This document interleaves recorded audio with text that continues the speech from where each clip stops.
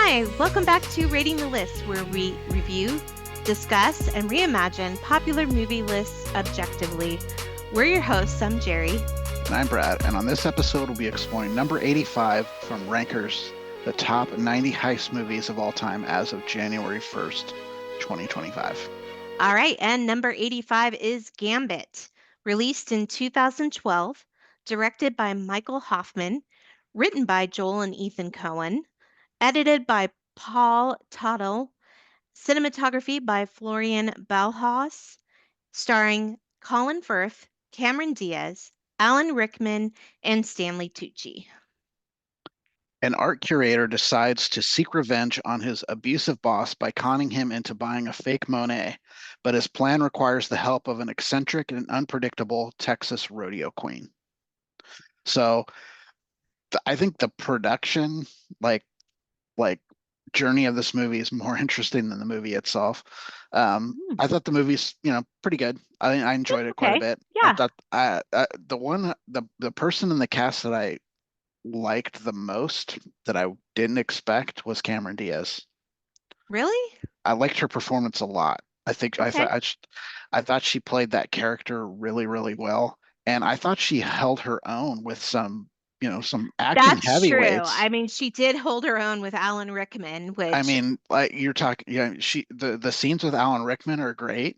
mm-hmm, mm-hmm. She's in a movie with Alan Rickman, Stanley Tucci, and Colin Firth. And, Cameron Diaz comes across as a very, very nice person, but she's not the best actress in the world. No.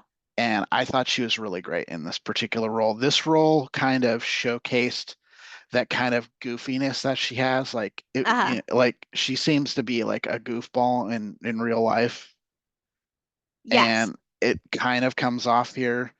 I like that she's kind of supposed to be an airhead, but she's playing it up. I do it reminds me actually of her character she played in what's the movie? The one with the girls. Charlie's Angels. Charlie's Angels, because she's kind of got that like lightheartedness to her in Hmm. that movie, even though she's like a spy or whatever, but she has that same kind of energy about her in that movie. I think that's true, but I think she in this movie it's a front a little bit. Like Oh yeah. that character's putting on a front. Like she's playing everyone, like, Hmm. playing it up. Like, she figures out, I think, pretty early on that she's important and what needs to happen here, and she's gonna get her cut of stuff, Yes. Yes. which I thought was really interesting. I thought it was really interesting. I think the movie's really fun. I think the twists and turns are fun. I think Alan Rickman is so over the top, He was great. and I love Stanley Tucci's character, which is kind of oddball. and Yes. and then Colin Firth kind of like just as like he just seems like the whole time just like completely like flabbergasted by everything that's going on and trying to figure things out, and then you figure out by the end that he actually had everything figured out, which I kind of like. Yes, it was like a big twist, and Yeah. he was funny. He's super awkward in this movie. Like he's Yeah. kind of uh klutzy and doesn't have his shit together and kind Mhm. of all over the place. But Well, and you kind of like what you see on screen for the most part is you kind of see why Alan Rickman treats him the way that he does, like why yep, he's not taken seriously. yes, exactly. But again, like everything is like everyone, with the exception of Alan Rickman, is kind of playing something else than who Yeah, they are. yeah, and it's good. And you know what? Can we just have a moment for freaking Stanley Tucci because he He's a is he's a a nash phenomenal actor. he's a national treasure. He really is. All the way around, like Yeah. acting, his cooking show, his everything. He's just I watched him in Conclave and he's Oh, is he brilliant. in that? Yes, and he plays a cardinal that's up for the pope position Okay. and he's plays like a really good friend of the dean of the conclave, which Okay. is what's his face, Ray Fiennes, Hmm. and he is phenomenal in He's it. he's always good. Yeah, even like what was that movie he was in with Anne Hathaway? Devil Wears Prada. Oh, He he's was great in great that in movie. that. Yeah, He's always great. he's always good. Anyway, I Yeah. digress. So this is a remake of a 1966 movie, also called Gambit. It is on our side list, which I'm Okay. sure. So we're gonna have to watch it for sure. Yeah, for sure. Yeah. That stars Michael Caine Okay. and Shirley MacLaine, which I can kind of see. Dude, I love Shirley MacLaine. Like I'm picturing her like the apartment Shirley MacLaine in this movie, Yes. not Yeah. the not what you call it you know terms of endearment Shirley MacLaine. Oh, the give my daughter the meds. Yes. Um, Hmm. so I think that's fun. Oh, maybe the Shirley MacLaine in Steel Magnolias Maybe, yeah. a little bit. Um, Yeah. so I found out in reading why, we were like, Joel and Ethan Cohen wrote this, but they didn't direct it. What's that Yeah. about? So they were in between movies and they were just looking for a writing assignment. So Oh. they were like script doctors on this. And what ended up happening is Oh. they almost rewrote the entire script. That So that that story checks out. Yeah, so they got brought in as script doctors and then significantly changed the script. Yeah. They probably know the movie would be my guess. And then it went through all of these changes. Like this was like a whole bunch of years in the making. But here's Hmm. the thing that's going to make you cry a little bit. Oh God. This movie was almost a Jerry Butler movie. Like he would have put Colin Firth's role? Uh-huh. Yeah. Mm, He was attached to this movie at one point. okay. And I think Well, it might have been 2012 was like the height of Jerry Butler, right? This would have been more like 2006-ish in that range. Yes, even And more I think so. he was attached to it with Jennifer Aniston. Oh, okay. So like, they have Oh, pretty they good did a chemistry. movie together. Yeah, they have pretty good chemistry. Yeah. I just watched that movie We with just her in watched it. that the other day. Why did We we watched it watch together that? Was that a just because heist movie? no, it was a Jerry Butler movie. Oh, We just Jerry yeah, we're Butlered. in the mood for Jerry Butler. Yeah. So, yeah. Yeah, that would have been a very Yeah. It interesting. went through this movie was in like production for like in different phases of it with like different people attached to it for like 15 years Wow.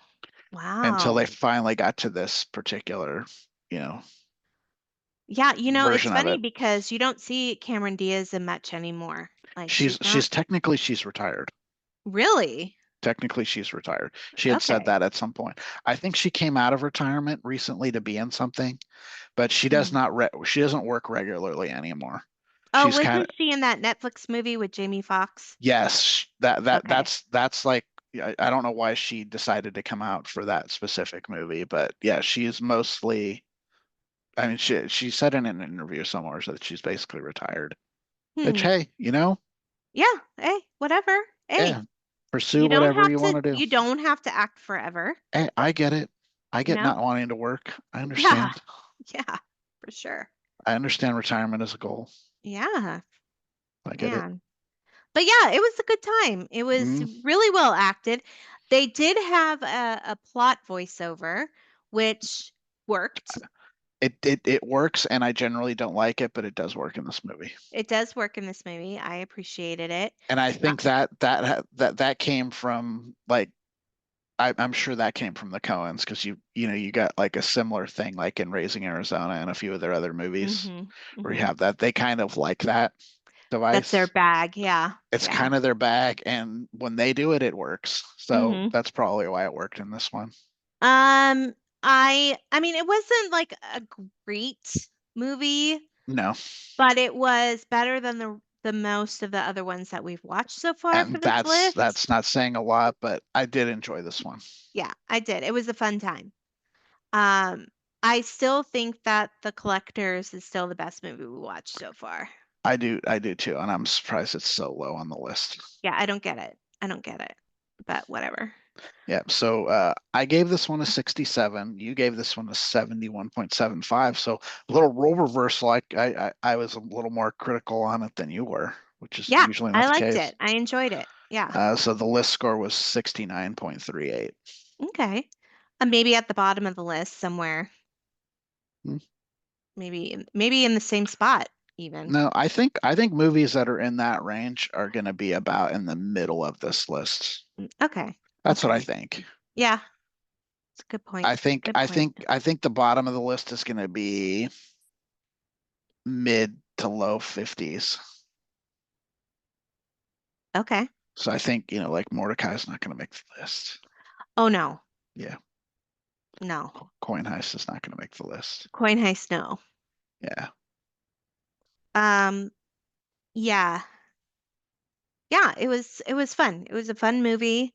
I enjoyed watching it. Um, I do love Colin Firth as I, well. I I do too. I love when he's like not playing like when he's playing. I really like him in comedies. Hmm. He just has a sensibility about him. Like he's not a funny person, No. but as kind of a straight man, he's great. Yeah. Yeah, he's good. And And and he seems to be the kind of actor who understands his place in a comedy, and he lets the other people around him really shine. Like I think that's especially true like in the what you call it movies, the ones with Zellweger with the Bridget oh, Jones yeah, movies Bridget Jones. where he's not particularly funny, but he's like in funny situations and Yes. he lets that kind of carry it, like the slap fight. I mean, it's Hmm. just off the wall funny. Um, but like when he does that, he's great.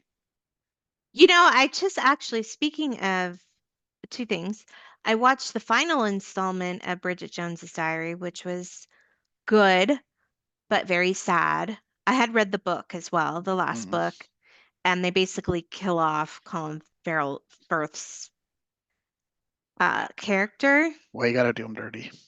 Yeah.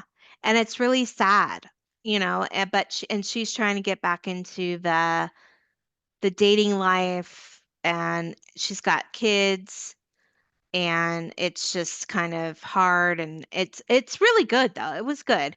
Um and then uh Hugh Grant, I just watched The Relic. Oh, that's the one where he plays the bad guy, right? He was fantastic. That's what I He heard. was really, really good. The movie is odd. Um, I don't know how I felt about it yet. It's a little bit weird and it doesn't, I don't know. It was weird. It's very much a tale of faith and belief, Mm. actually. But he plays like this guy who traps these girls in his house. But it's not a heist movie. It's not a heist movie. It's Yeah, not. we I'm got off sorry, track. I We got digressed. I we flew we digressed a lot. you I flew off the digressed a tracks a lot. little I bit, did. honey. I flew off the tracks. But yeah, I mean, yeah, I enjoyed this movie. It was fun to Yeah, watch. yeah. Good You characters. know what I'm noticing is like they're not only did we talk about like how there's the comedic heist movie versus the hard boiled one, but there's also like what kind of heist. And art Mm-hmm. heist seems to be a subgenre. There's a lot of art heist There's a movies. lot of art heists, and Yeah, it's more which I find more fascinating. detailed or something. I don't know. I find it fascinating because I'm not an art person. So I'm kind of like like, I understand that like there's an intrinsic value to art and like people really highly value some of it, but then Hmm. I'll be like, I like the bank heist movies, those are easy to understand, right? Yeah, It's yeah. cold hard cash. Cold hard cash, even diamonds. Yeah, You it's like get it, you yeah, know. but like art, I'm like, okay, you stole a painting and that what's worth how much? Someone's willing to pay. Okay, cool. That's But great. then what do you do with that? Like you can't just sell it at the Mhm. jewelers. You have to like You gotta you have a gotta fence. You gotta that's have what a it is. fence. You gotta have a fence. That's what it is though. there's there's a higher intelligence about art thieving because you got to know exactly Well, what it's you're a stealing. different set of it's like a different set of people, and there are different like when you're like those movies they have to have a fence, right? Hmm. And like there's something that has to be sold. Like if you rob a bank, you don't have to sell anything. You've got Right. cash. You got But cash. if you steal, like physical goods, like a painting or jewels or whatever, you gotta fence it. So there's an added layer to those heist movies, and there's Yes. added complexity and added people that are involved in all kinds of stuff in the whole Yep. chain of things. Yep. Hmm. It's Just interesting. it is interesting. We'll have to do a count when we get to 90. We'll have to go back through and like kind of okay, there's this many art heist movies and this Yes. many jewel heist movies and this Like, many does bank. art heists happen so? Like, is I that an just want actual thing? Yeah, like I the biggest one in history I think is the Gardner job that happened in Boston in 92 or something like that. I just watched a documentary about it. Hmm. Still happens. Interesting. Huh. Wow. Crazy. All right. Well, that was our discussion on Gambit and other things. And art and And heists. art and Stanley Tucci and And yeah. Okay. apparently people that have started movies with Colin Firth as well. Yes. If you have seen Gambit and would like to comment on this video, please do so. If you would like to subscribe to a channel, it would be really helpful if you did, so we can keep doing this. Um, yeah, if you want to email us directly, please do so at ratingthelist@gmail.com. But that's it for now. I'm Jerry, I'm Brad. and we're rating the list. We'll see you next time. Bye. Bye. Is there